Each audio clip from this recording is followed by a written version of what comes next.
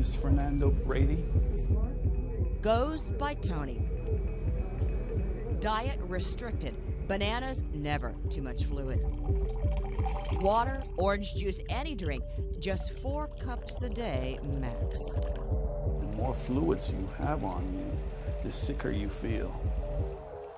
His life pretty much just sucked out of him. To the mailbox or up to his room. Walking up the stairs to go to bed, I could be out of breath.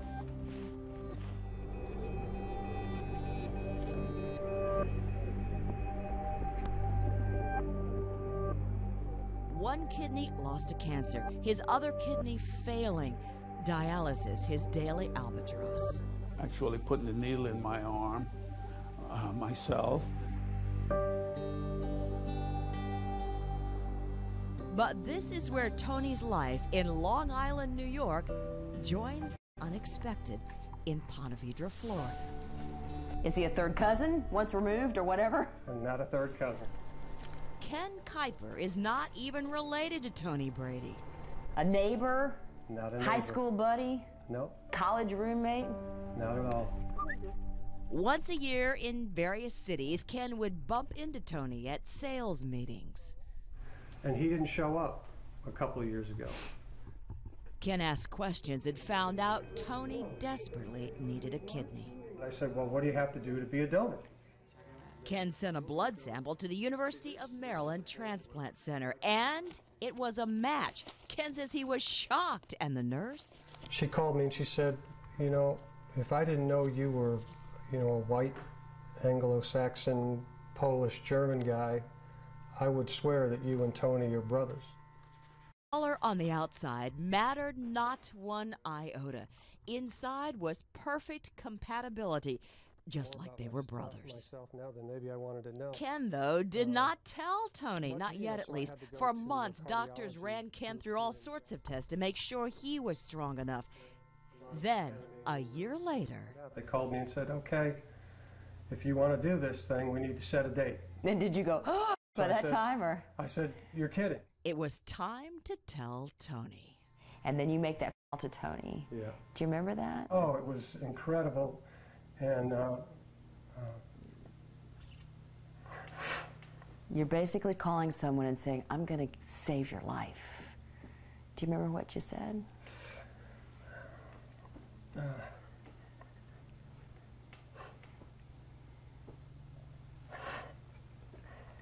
I got a call one day. I picked up the phone, and he said, hi, buddy, how are you? Said, yeah. What are you doing? Yeah, that's what I said. I said, what are you doing on January 31st? And he said, I'm not doing anything. Why? Nothing that I can think of. And he said, well, I tell you what, that's the day I'd like to give you one of my kidneys. I said, just a minute. We couldn't talk. It was really incredible. Evokes that kind of emotion when someone that you did not see on a daily basis, that you haven't seen in years, step out of the box to give you back your life. I'm so sorry. It is that simple. The surgery, though, not a hitch. As soon as they hooked up the kidney, it turned pink and started working. There was a young nurse there, and she said, hi, Mr. Brady. How do you feel? I said, good. How is my donor? Is he doing okay? And they assured me, yes, he was. And I got into his room and we just hugged, and there are no racial barriers in transplantation. This is his daughter, his wife. And now their bond is drawing their families together, too. And Tony? We feed the birds in the wintertime. He is out loving life down to the details. Not a lot of them here at the moment. As simple as a banana, which I haven't had for years, and after the transplant and the doctors gave me the go-ahead, it was such a wonderful taste. So how do you say thank you?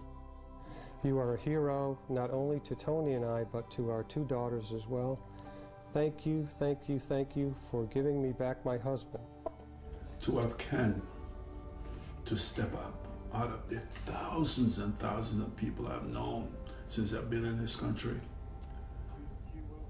to give me and my family this opportunity. Well, it's just like something a brother would do.